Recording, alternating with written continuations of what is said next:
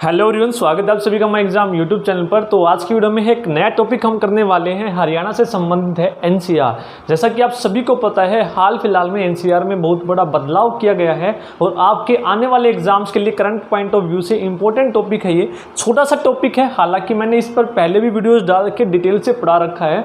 जो इसमें बदलाव हुआ है आज की वीडियो में हम वो जानेंगे क्या हुआ है। तो सबसे पहले देखिए एनसीआर है क्या आपका नेशनल कैपिटल रीजन। ठीक है, नेशनल कैपिटल रीजन, नेशनल मतलब राष्ट्रीय, कैपिटल राजधानी, रीजन मतलब क्षेत्र। यानी कि जो नेशनल कैपिटल रीजन है ये है क्या, पहली बात तो इसके बारे में हम पहले भी पढ़ चुके हैं। नेशनल कैपिटल रीजन या फिर बात कहें राष्ट्रीय राजधानी क्षेत्र, राष्ट्रीय राजधानी क्षेत्र।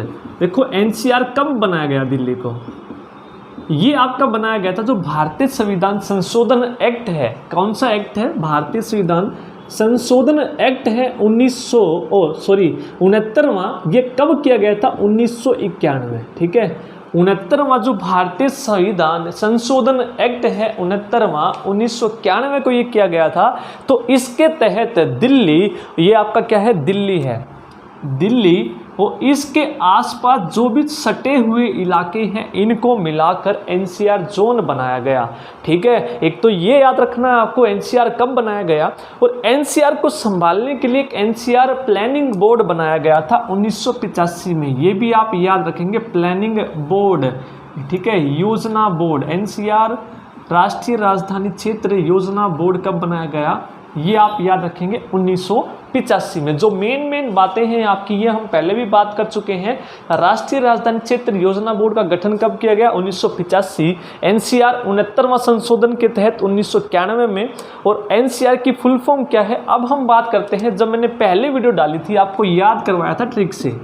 एनसीआर तो 22 जिले हैं। एन क्या है आपका? 14वां लेटर है इंग्लिश अल्फ़ाबेट का। ABCDEFG आप काउंट करेंगे तो आसान है।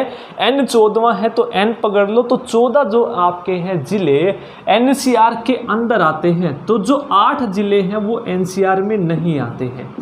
एनसीआर में 8 जिले हरियाणा के नहीं आते हैं। यदि हम टोटल बात करें तो इधर क्या लगता है? इधर लगता है भाई यूपी के 8 जिले आते हैं। ये नीचे इधर राजस्थान लगता है। ठीक है, इधर क्या लगता है? राजस्थान लगता है। तो राजस्थान के 2 भरतपुर और अलवर, तो 2 राजस्थान के लगते हैं। तो टोटल 8 और 2 10 और 14 हरियाणा के जो आसपास के हैं 24 जिले टोटल आते हैं। खैर वो हमारे पढ़ने की बात नहीं है, हम हरियाणा की बात करेंगे यहाँ पर। तो हरियाणा के भाई कौन से जिले आते थे आपके? 14, 8 नहीं आते थे। तो मैंने कैसे बताया था आपको? बाहर वाले याद रखो सिर्फ। सबसे पहले तो ऊपर वाले, ये कौन सा भाई? पंचकुला। ठीक है, फिर ये कौन सा है आपका? अंबाला। फिर है यमुनानगर। 3 ये हो गए, पंचकुला, अंबाला, यमुनानगर। फिर 2 के वाले, कुरुक्षेत्र और फिर कैथल।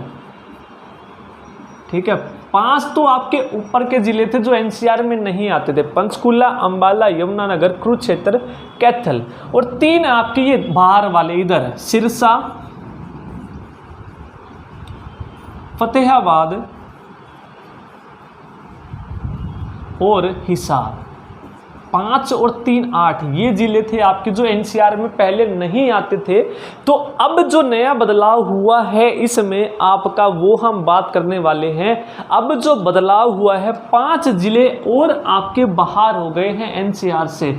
तो 14 में से 5 घटाओगे तो 9 रह गए। अब एनसीआर में कितने आते हैं भाई? 9 आते हैं।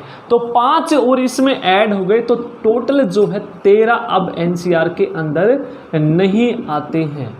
ठीक है, सिर्फ 9 आते हैं। और 9 कौन से आते हैं? जो दिल्ली के बिल्कुल पास वाले हैं। दिल्ली के बिल्कुल पास वाले हैं। तो पहले मैंने आपको ये याद करवा रखे हैं 8, तो 5 और आपको याद करने हैं। तो 5 में भी बिल्कुल आसान है। बिल्कुल बाहर वाले और जो 5 है वो इसमें ऐड हो गए हैं। जैसे कि कैथल के यहाँ पर कौन सा है आपका? करनाल आपका ऐड हो गया है। ठीक है, फिर ये जींद है जो बाहर वाला है, तो ये जींद एक ऐड हो गया है 2। ठीक है, करनाल, जींद। उसके बाद ये देखिए भिवानी, जो बाउंड्री वाले हैं वो याद रखेंगे। फिर चरखी दादरी जो भिवानी से अलग हुआ था, उसके अलावा जो एक नीचे रह गया महेंद्रगढ़ है, तो इनको जो है एनसीआर से बाहर किया जाएगा। जो बिल्कुल बाहर वाले हैं ये याद रखेंगे, ये बाहर वाले, ठीक है, ये बाहर वाले। जो बिल्कुल बीचों बीच हैं यानी कि बिल्कुल सटे हुए हैं दिल्ली से, वो आपके एनसीआर में आएंगे। तो अब आपको याद रखना है नया जो डेटा है, पहले 14 थे, 5 बाहर हो गए, तो कितने बच गए? 9। तो 5 कौन कौन से हुए हैं? करनाल, जींद, भिवानी, चरखी दादरी, महेंद्रगढ़, ये आपके बाहर हो जाएंगे। तो पहले जो मैंने एरिया बताया था लगभग 57% आपको बताया था, 57.2। तो अब आपका जो एरिया होगा लगभग 27.5% होगा जो एनसीआर के अंदर आएगा, ठीक है। 27.67 ऐसा ही है, 5, 6, 7 जो भी है, जो एक्चुअल डाटा है आपका जब आएगा तब हम बता देंगे। जो अब आपको डिटेल देनी थी लगभग यही है, 27.5 से लेकर 7 के बीच में है। तो जो नया डेटा आपको बताना था, ये 5 जिले हैं जो आपके नहीं आते हैं, ठीक है। ये आप लोगों को अपडेट देनी थी एनसीआर के बारे में। इसके अलावा जो आपको एक और चीज़ याद रखनी है, इसको नोट डाउन कर लेना। टोटल कितने ज़िले हैं अब एनसीआर में? 9, ठीक है। वो याद रख लो जो नहीं है, क्योंकि पहले आपने किए हुए हैं बाहर वाले, 5 और ऐड है जो आपके बाहर हुए हैं, जो पूछ सकता है, ठीक है। इसके अलावा आपको याद रखना है कुछ तहसील हैं जिनको एनसीआर में जगह मिली है। रोहतक की 3 तहसीलें हैं। कौन कौन सी हैं भाई? रोहतक, इसके अलावा सापला,